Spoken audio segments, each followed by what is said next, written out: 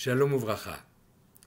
Cette semaine, dans la Maseret Yoma, nous avons terminé le premier chapitre et entamé l'étude du deuxième.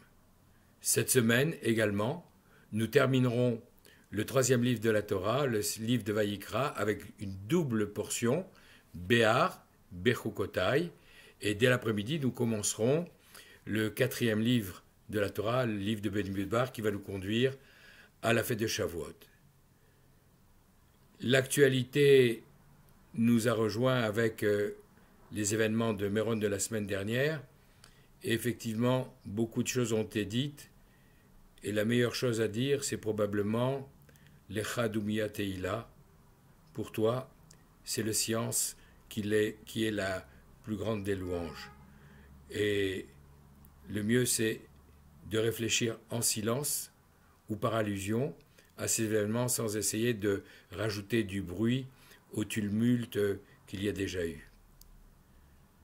Dans la paracha de Béar, qui nous parle de la Shemitah de l'année sabbatique qui s'annonce dans quelques mois, et du jubilé, il y a une allusion naturellement au jour de Yom Kippour, puisque une fois tous les 50 ans, le jour de Yom Kippour, pour proclamer la liberté de ceux qui avaient besoin d'être affranchis et le retour des terres à leurs propriétaires initiaux, alors il y avait le jubilé avec le jour de Yom Kippour, la sonnerie du chauffard, Ve'avarta chauffard, tu feras passer le chauffard, et c'est d'ailleurs de ce texte, et en le rapprochant de l'injonction qui est faite de sonner le chauffard à Rosh Hashanah, que l'on apprend comment se passe et avec quel instrument ces sonneries se réalisent.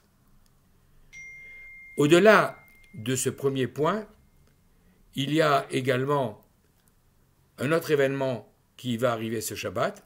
Nous allons lire le cinquième et réellement dernier chapitre de Masechet Avot, des Pirkei Avot, cinquième chapitre pour lequel les sages ont ajouté un sixième chapitre Kinyan Torah pour permettre effectivement la semaine d'après, le dernier Shabbat avant Shavuot, également, de continuer cette réflexion au travers des maximes de nos pères qui sont directement liées à des leçons de Moussar. Donc, c'est un peu surprenant que cette semaine, le cinquième chapitre, énumère des chiffres en nous disant qu'il y avait 10 paroles par lesquelles le monde a été créé, 10 générations d'Adam jusqu'à Noach, 10 de Noach à Abraham, 10 miracles qui ont été faits pour nos ancêtres en Égypte, et enfin la cinquième Mishnah, qui nous dit qu'il y a 10 miracles qui ont été réalisés en faveur de nos ancêtres dans le Beth Amikdash. On peut se demander quelle leçon de Moussar on peut retirer du fait qu'on nous cite des miracles qui ont été réalisés dans le Beth Amikdash. En réalité, quand on voit la liste de ces 10 choses, qui d'ailleurs, et c'est le point commun, apparaissent dans cette dernière page du premier chapitre de Yoma, la page Kaf Aleph, la page 21 que nous avons étudiée dimanche, on voit l'énumération de ces 10 miracles, en commençant par nous dire qu'aucune femme n'a jamais fait de fausse couche dans le temple parce qu'elle aurait eu des envies subites en sentant l'odeur de cette viande grillée, les corbanotes, les sacrifices qui étaient consumés toute la journée sur l'autel de Jérusalem. Quelle leçon de Moussar peut-on tirer de là? En réalité, la Gemara nous apporte dans un autre texte la réponse en nous disant que un jour, on est venu dire à Rabbi Yehuda Anassi, il y a une femme enceinte, aujourd'hui, Yom de Kippour, qui veut manger. Alors, Rabbi Yehuda Anassi a dit, allez lui dire dans le creux de l'oreille que c'est aujourd'hui Kippour et qu'on ne peut pas manger. Ça a calmé sa faim. Et cette femme, qui a su surmonter son envie, a donné naissance à un jeune garçon qui est devenu Rabbi Yochanan, celui qui a rédigé le Talmud de Jérusalem. Ce qui nous montre que la maîtrise de ces pulsions, de cette envie, lorsqu'elle a été réalisée par cette femme, a permis l'arrivée dans ce monde d'une âme, d'une élévation tellement exceptionnelle. La Gemara continue, cette Gemara continue en nous citant un deuxième cas d'une femme qui, elle, va également enceinte le jour de Yom Kippour avoir une envie, à qui on viendra dire la même chose, mais qui ne surmontera pas ses pulsions, et à qui on sera obligé, parce que c'est Pikuach Nefesh, une question de vie ou de mort, de lui donner à manger. Malheureusement, l'enfant qui naîtra de cette femme ira sur un chemin qui n'est pas le bon. Alors, c'est ce qui permet de dire à Rabbi Eliaou, le Gaon de Vilna, une allusion qu'il voit dans le dernier verset de la parachate Shemini qui nous parlait des animaux purs et des animaux impurs. Quand la Torah nous dit « L'avdil ben tamel ou les ben ataor », faire la différence entre l'animal qui est pur et l'animal qui est impur, effectivement, Rashi est étonné, on nous a déjà donné tous les critères, alors quoi, on nous reparle de faire la différence entre une vache et un âne, on a déjà vu comment les différencier. Mais en réalité, c'est d'autres choses, et je vous renvoie à Rashi sur place, dont on nous parle, et le pasouk termine en nous disant de manière surprenante, Ben achaya nechelet, entre l'animal sauvage qui peut être consommé, ou ben achaya, asher loteachel, et cet animal sauvage toujours, qui ne pourrait pas être consommé. Là aussi, on est un peu surpris, parce qu'on a déjà eu les critères, on vient d'être étonné qu'on nous le répète, et on vient une troisième fois. Et le Gaon de Vilna nous dit, le mot chaya ne veut pas dire simplement femme, veut pas seulement dire animal sauvage, mais veut dire également chaya yoledet, une femme qui donne la vie, une femme qui accouche, et donc faire la différence entre une femme enceinte, une femme qui doit accoucher, donner la vie, qui ne mangera pas le jour de Kippour parce qu'elle saura surmonter son envie, et celle qui, au contraire, n'arrivera pas à se maîtriser, mangera, et on peut voir au travers des enfants auxquels elles vont donner naissance la différence, les avdil, faire la différence entre l'un et l'autre. Alors, cette Mishnah de Pirkei Avot, on la retrouve citée justement dans la Gemara Yoma, étudiée à la page 21 cette semaine, le dimanche.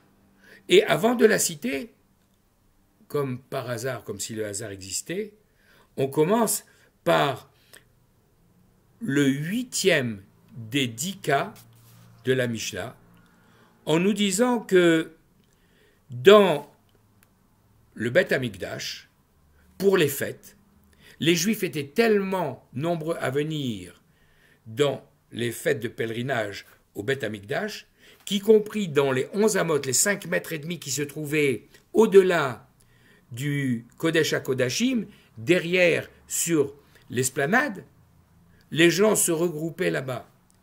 Et même s'ils étaient extrêmement nombreux, Omdim Tsefufim, lorsqu'ils étaient debout, ils étaient serrés, à tel point que Rashi nous dit Tsfufim, ça vient du mot tsaf, qui veut dire flotter.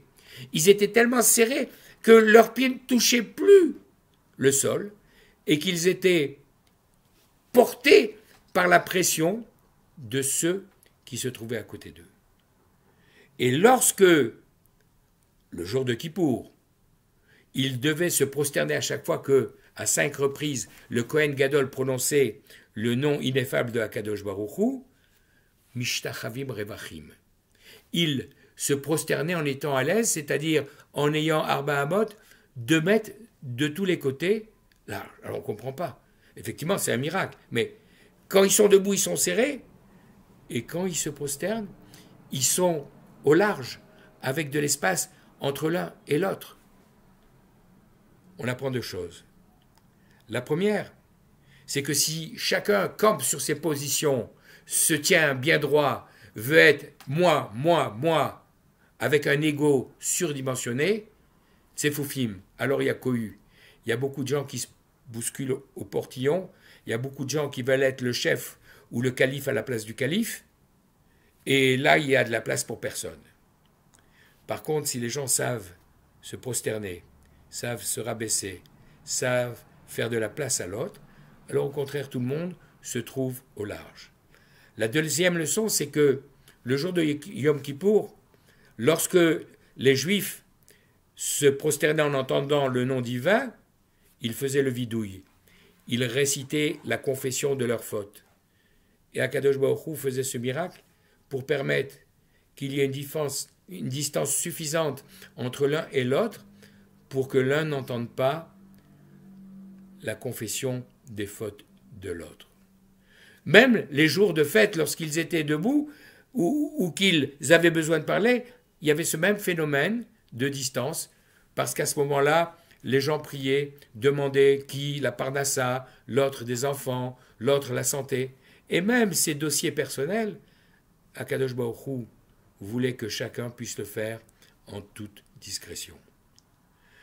Il y a un deuxième épisode que l'on a vu plus tard cette semaine, à la page Kaf Gimel, à la page 23, où on nous dit qu'on a été obligé d'instituer un tirage au sort pour savoir quels seraient les Kohanim qui participeraient aux différentes actions accomplies dans le Beth Amikdash pour présenter les sacrifices. Et on nous cite deux cas. Le premier, de ceux qui faisaient la course sur la rampe d'accès au Misbéach, à l'autel, pour pouvoir être les premiers à ramasser les cendres, la première tâche qui devait être effectuée le matin à l'ouverture de la nouvelle journée. Jusqu'au jour où, dans la bousculade, il y en a un qui s'est cassé la jambe et qu'on a institué un tirage au sort pour éviter qu'il y ait ces bousculades. Un peu plus loin, lorsque la Gemara reparle de cet incident, elle nous dit qu'il y en a même eu un deuxième, beaucoup plus tragique.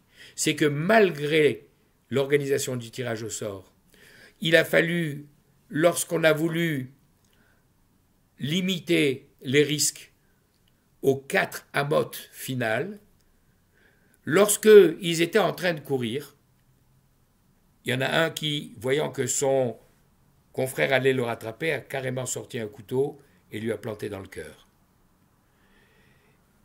Cet homme, ce jeune Cohen, est tombé. Il était là avec les soubresauts qui précèdent la mort. Et de manière surprenante, la Gemara nous dit qu'à ce moment-là, le père de cet enfant qui était là a dit « Mais mon fils est encore vivant !» Ça veut dire quoi? Il faut le soigner? Pas du tout. Il faut vite le sortir avant qu'il meure et qu'il ne rende impur le couteau qui lui a été planté dans la poitrine. Pour nous dire, attention, on est là devant une situation catastrophique. La catastrophe, c'est que les valeurs ont été complètement inversées et que l'état de pureté d'un couteau peut paraître à certains, à tort, plus important même que la vie.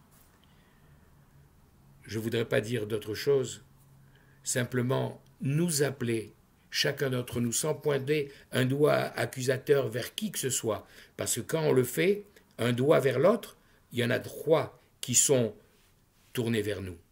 Nous devons, chacun d'entre nous, faire le Cheshbon HaNefesh, le bilan de conscience nécessaire, pour trouver, comme je l'ai entendu dire cette semaine par le Rav Ben Ishai, non pas pourquoi, mais se poser la vraie question qui est vers quoi? Vers quoi cet événement tragique de Méron la semaine dernière doit-il nous conduire maintenant par notre réflexion en réparant ce que chacun d'entre nous doit réparer? Face à Kadosh Baruch Hu, qu'il apporte la consolation à toutes ces familles qui ont été touchées par ces deuils, qu'il recueille auprès de lui, dans sa grande miséricorde, toutes ces âmes élevées qui sont parties dans ces circonstances, et que tous les blessés qui sont encore en train de souffrir de ce qui s'est passé retrouvent leur santé, la guérison, et un prompt et complet rétablissement. Que l'on entende de bonnes nouvelles, Shenishma Besorot Tovot, Shabbat Shalom, Vechol Tuv.